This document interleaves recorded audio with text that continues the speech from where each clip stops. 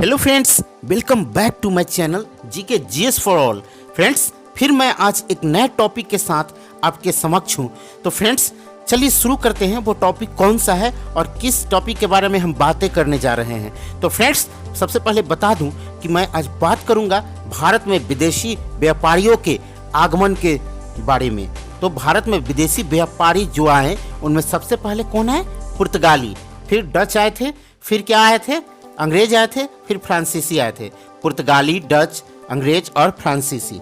तो फ्रेंड्स, सबसे पहले आज हम लोग बात करेंगे पुर्तगालियों के बारे में, क्योंकि पुर्तगाली पहले आए थे, उन्हीं के बारे में बात करते हैं, कैसे उनका आना हुआ। चलिए फ्रेंड्स, आप रेडी हो जाइए और पेन और पेपर अपने साथ रखिए कि जो भी पॉइंट आपको इम्पोर्टेंट लगे उसको राइट डाउन कर लीजिए, वो आपके एग्जाम के लिए बेनिफिशियल होगा। तो चलिए शुरू करते हैं पुर्तगालियों के बारे में। तो भारत आने वाले व्यापारियों में पुर्तगाली प्रथम थे। पोप अलेक्जेंडर चतुर्थ ने 1492 ईस्वी में एक आज्ञा पत्र से पुर्तगालियों को समुद्री व्यापार का एकाधिकार सौंपा। 8 जुलाई 1497 को वास्को डी गामा, जो पुर्तगाली थे, ने अपनी खोज यात्राएं शुरू की। वास्को डी गामा ने बार्थलोमियो डियाज द्वारा खोजे गए मार्ग का ही अनुसरण किया तथा मोजाम्बिक पहुंचा। मोजाम्बिक में उसने एक भारतीय व्यापारी के साथ 17 मई 1498 ईस्वी में भारत पहुंचा।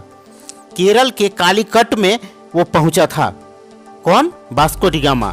कब पहुंचा? 17 मई 1498 ईस्वी को। और कालीकट के हिंदू राजा उस समय जमोरिन हुआ करते थे। कालीकट के जो राजा थे जमोरिन, उन्होंने वास्को डी गामा का स्वागत किया एवं व्यापार की अनुमति दे दी।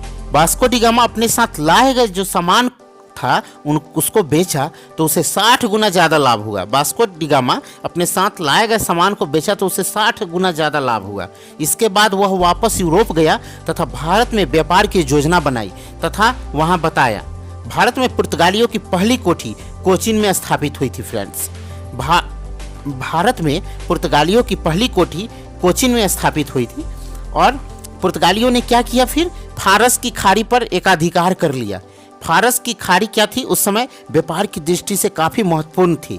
तो फारस की खाड़ी में स्थित हरमुज द्वीप जो था, हरमुज पर 1515 में पुर्तगालियों ने अधिकार कर लिया। 1500 ईस्वी में ब्रेडो अल्बेरे कब्राल को पुर्तगाली बस्तियों का गवर्नर बनाया गया था। लेकिन अगर हम बात करते हैं पुर्तगाली साम्राज्य का वास्तविक संस्थापक कौन था उसके बारे में, तो हम पाएंगे कि 1509 ईस्वी में अल्फांसो डी अल्बुकर्क, यानी कि अल्फांसो द अल्बुकर्क, भारत में पुर्तगाली प्रदेशों का गवर्नर बन के आया 1509 ईस्वी में। और पुर्तगाली साम्राज्य का वास्तविक संस्थापक भी अल्फांसो द अल्बुकर्क को माना जाता है। अब आपको प्रश्न आएगा कि पुर्तगाली साम्राज्य का वास्तविक संस्थापक कौन था? तो आप लिखेंगे अल्फांसो द अल्बुकर्क। चलिए पुर्तगालियों की कोठियों के बारे में बात करते हैं। तो अल्बुकर्क ने 1510 में बीजापुर के सुल्तान यूसुफ आदिल शाह से गोवा छीन लिया और तथा उसे अपनी राजधानी बनाई। मतलब उस समय बीजापुर के सुल्तान यूसुफ आदिल शाह थे, तो अल्बुकर्क ने 1510 में बीजापुर के सुल्तान से गोवा छीन लिया। धीरे धीरे उन्होंने बंगाल तथा हुगली तक अपनी कोठियां स्थापित कर ली। स्थापत्य कला पुर्तगालियों के समय में प्रचलन में आई। पुर्तगालियों ने ही गोवा में प्रथम प्रिंटिंग प्रेस का 1556 ईस्वी में, मतलब 1556 ईस्वी में स्थापना किया। तंबाकू, आलू की खेती और जहाज निर्माण पुर्तगालियों की देन है। ये सब प्रश्न आते हैं फ्रेंड्स। तो अगर आपको ये वाला टॉपिक अच्छा लगा ना, तो इसको ज़्यादा से ज़्यादा स्टूडेंटों में, लोगों में शेयर कीजिए ताकि वो पुर्तगालियों के बारे में जान सकें। और वीडियो को लाइक कीजिए। अगर आप YouTube पे देख रहे हैं तो YouTube पे GK GS for all channel को सब्सक्राइब कीजिए। अगर आप Facebook पे देख रहे हैं तो Facebook पे पेज है जीके जीएस फॉर ऑल का, उसको लाइक कीजिए और ज़्यादा से ज़्यादा लोगों तक शेयर कीजिए। Thanks for watching friend. Thank you very much.